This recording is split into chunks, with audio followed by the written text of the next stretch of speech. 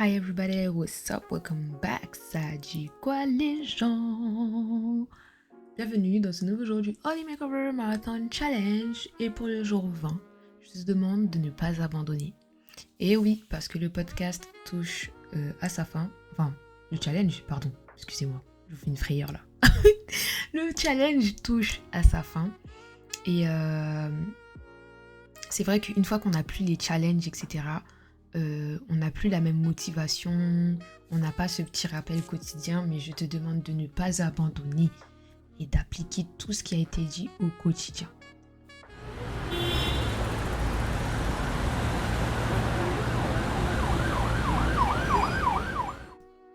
Dans Proverbe 24, verset 16, il est écrit « Car 7 fois le juste tombe et il se relève, mais les méchants sont précipités dans le malheur. » Dans Psaume 37, verset 24, il est écrit « S'il tombe, il n'est pas terrassé, car l'Éternel lui prend la main. » Pour illustrer ces versets, nous avons l'histoire d'Ézéchias que l'on retrouve dans 2 Rois, versets 18 à 20.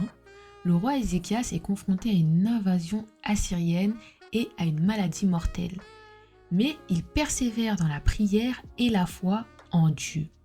Dieu entend ses prières et il finit par le guérir de sa maladie et le délivre de l'emprise des Assyriens sur Jérusalem. L'histoire d'Ézéchias démontre l'importance de la persévérance dans la prière et la confiance en Dieu pour obtenir la délivrance et la guérison.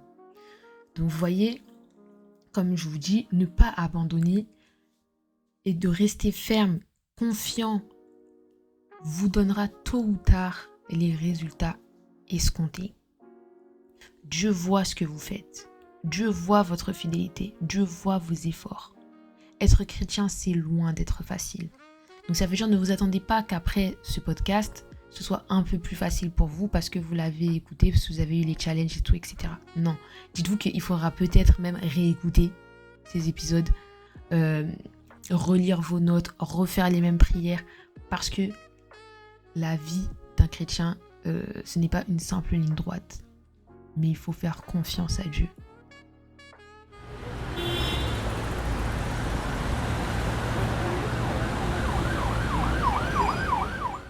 Dans 1 Corinthiens 15, verset 58, il est écrit « Ainsi mes frères bien-aimés, soyons fermes, inébranlables, travaillant de mieux en mieux à l'œuvre du Seigneur, sachant que votre travail ne sera pas en vain dans le Seigneur. » Nous avons l'histoire d'Anna, qui est une femme stérile qui prie avec persévérance pour avoir un enfant.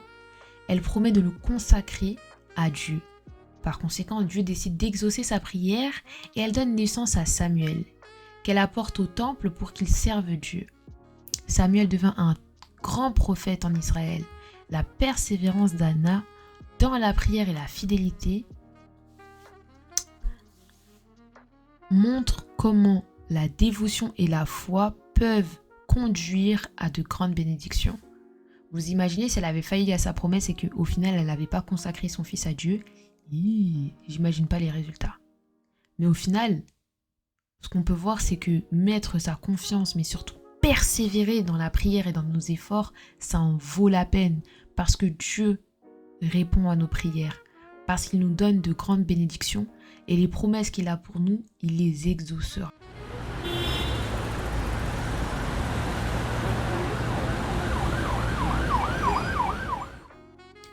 Dans Colossiens 1, verset 11, il est écrit « Fortifié à tout égard par sa puissance glorieuse, vous serez toujours et avec joie persévérant et patient. » Dans Marc 10, 46 à 52, nous avons l'histoire de l'aveugle qui se nommait Bartimée.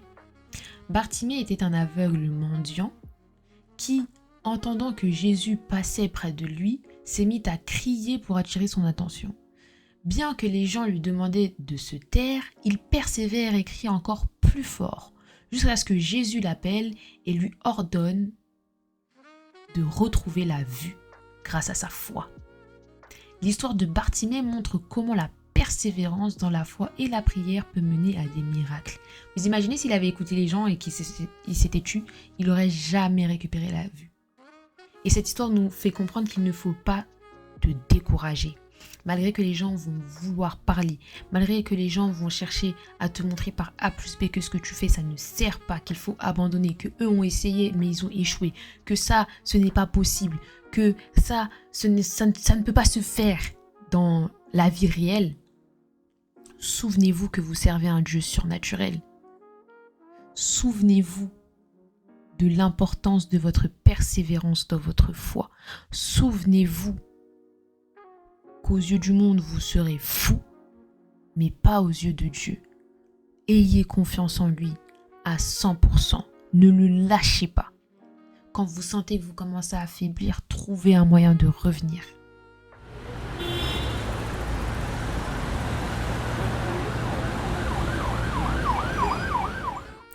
Du coup, petit exercice du jour. Je te demanderai qu'après ce challenge, tu n'abandonnes pas ta vie de prière, que tu appliques chacun des conseils et des exercices du jour que je t'ai donnés au quotidien.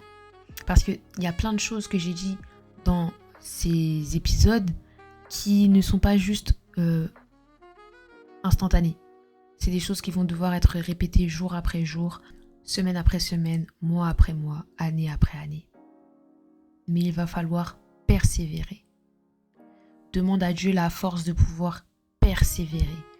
Quoi qu'il arrive, peu importe les tribulations, peu importe ce que les gens diront, demandez-lui la force de rester ferme et de persévérer, de vous donner le courage de continuer.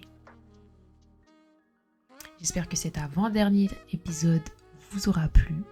Si c'est le cas, petite évaluation, les étoiles, les commentaires. Pour ceux qui sont sur Apple Podcast, vous pouvez laisser des commentaires. En plus, vous avez de la chance. Et moi aussi, ça m'aide encore plus.